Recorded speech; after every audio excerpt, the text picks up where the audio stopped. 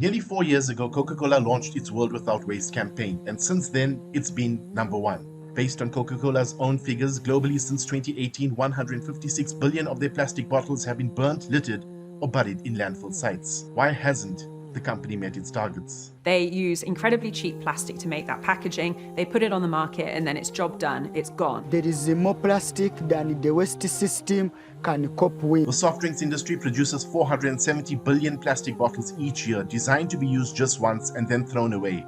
A quarter of them are produced by one company, Coca-Cola. It owns hundreds of brands, including Fanta, Sprite, and 55 brands of bottled water.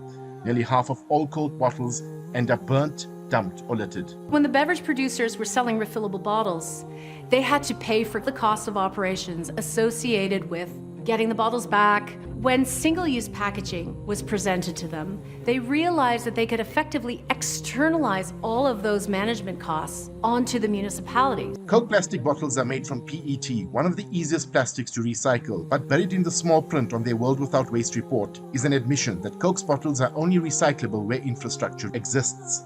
So in Samoa, since closing their glass bottling line for fizzy drinks in February, the island has gone from an Eden to a plastic purgatory. We don't generate enough waste to have a recycling facility for plastic bottles here on the island. We really want to export a container out of Samoa, but the freight is very expensive. We have yet to export our first container. We've never had any plastic leave Samoa.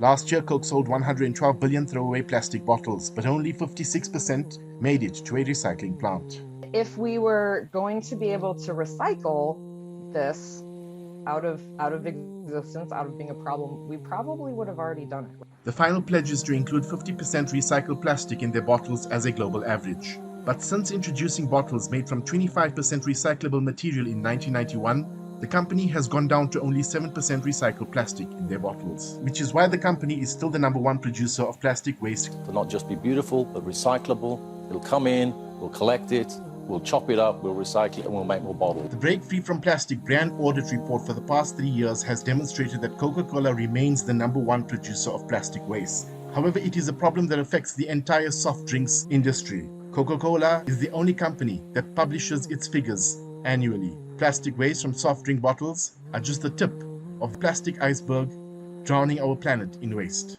Liaka Tobias for CRI Radio News.